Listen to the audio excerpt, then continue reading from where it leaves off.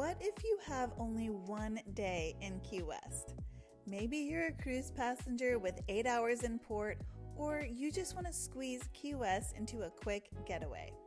Welcome back to the channel. I'm Sarah, and I recently tested a one-day Key West itinerary with my friend. And honestly, we were surprised by how much we fit in without feeling rushed. In this video, I'm breaking down my exact day, what worked, what I'd do differently, and how to maximize your time if you only have a day in this quirky little island. Here's the reality. You can't do everything in Key West in one day, but you can hit the highlights and still feel like you got the full experience. This itinerary is perfect if you're on a cruise with 8 to 10 hours in port. Now, I've already made videos on my weekend in Key West and the Dry Tortugas day trip, so if you have more time, definitely check those out. But if you only have a day, this is your guide. A few notes. My friend and I used the free hotel shuttle to get downtown and then walked most of the day. You can also rent a golf cart or a bike if the heat is too much or you don't feel like walking. Everything centers around Duval Street, so once you're there, you're good. The whole downtown area is very walkable. Our day had about 15 to 20 minutes of walking between major stops, which was totally fine. We started our day at the Koffie house for breakfast. It opens at 7:30 a.m. and we got there around 9 a.m. I grabbed an iced matcha and an egg and turkey sandwich. It was solid and the vibe was perfect for starting the day. Now, there are tons of breakfast spots in Key West if this one isn't for you. But I recommend scouting the night before if you can, so you know where you're going first thing in the morning. From breakfast, it was less than a 10-minute walk to the Truman Little White House. And get this, we actually arrived just as the tour was starting at 10:30 a.m. Perfect timing. The home is old, but really well preserved and is filled with photographs of President Truman, fishing, meeting with cabinet members, or just enjoying Key West. We spent about 40 minutes here, but if you want to spend more time in the small museum around the grounds, give yourself a full hour to an hour and a half. You can buy tickets at the tent outside like we did, or I'll provide the link in the description below if you want to purchase them in advance. After the Truman House, I was absolutely parched, so we started heading toward our next stop, but took our time. Along the way, we passed the Kapok tree. It's this gorgeous, massive tree that's really something to see. There's a sign explaining why it was sacred to the Mayan people. It only takes a minute to stop and snap a photo, but it's worth it. From there, we ended up at Moondog Cafe, Key West. The line was out the door, but we just wanted a beverage, so we went straight to the bakery counter. My friend and I each got a cucumber, watermelon, and lime drink. It was genuinely fresh, cold, and exactly what we needed. Highly recommend.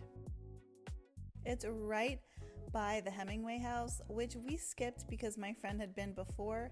However, if you want to add that to your day, this is a great time to do it. Our next stop was the Key West Butterfly and Nature Conservatory. And I'm going to be real with you, we were not expecting to be as impressed as we were. When we walked in, we were immediately surrounded by hundreds of butterflies. Some of them were absolutely massive. I've never seen butterflies that big in my life.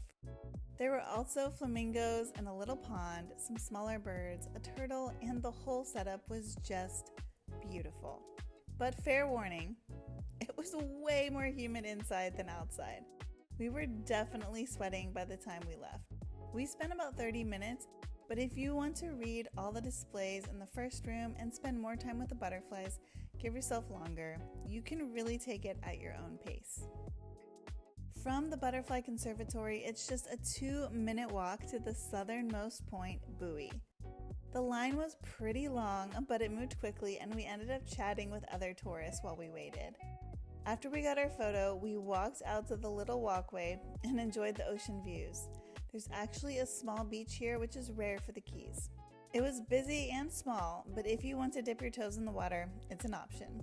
Give yourself about 10 to 15 minutes here depending on the line.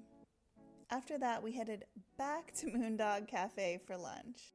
We only waited about 15 minutes and honestly, we loved it. The food is fresh, light, healthy, and delicious. I got a chicken salad sandwich with a side salad, and of course, I had to try their famous key lime pie. Moondog attracts both locals and tourists, so you know it's good. Give yourself an hour and a half or so for lunch so you can cool off, rest a bit, and really enjoy your meal. After lunch, I decided to climb the Key West Lighthouse. I had recently done the Ponce Inlet Lighthouse, which is the tallest in Florida, so I knew this one would be easier, and it was. By the time I was breathing heavy, I was basically at the top.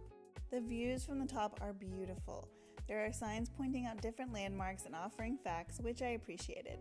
I actually had the top to myself for a bit, which was nice and unusual for a Key West attraction.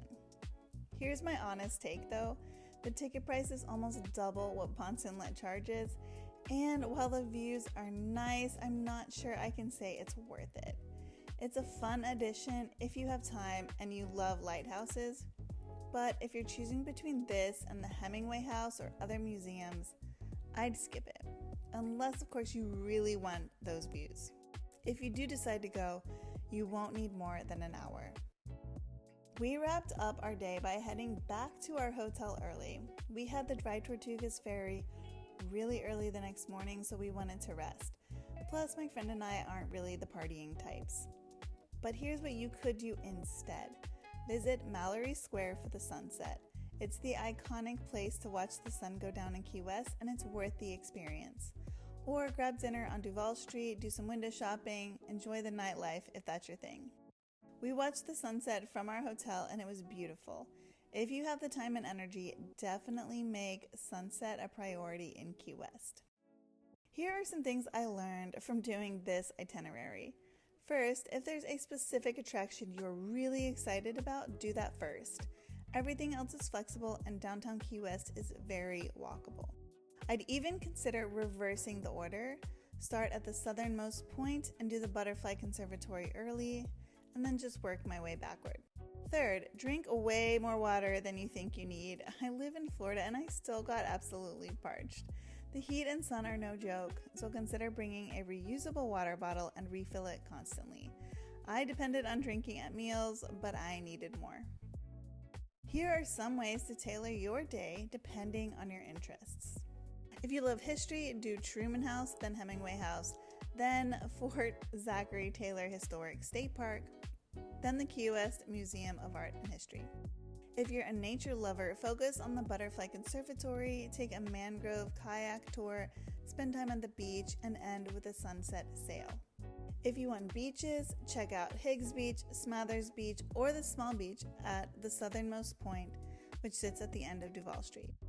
For water activities, you can do a sandbar safari, a jet ski tour, a sunset sail, or a mangrove kayak tour. Most of these have flexible times, so you can work them around your plans. As always, I'll drop some links below in the description.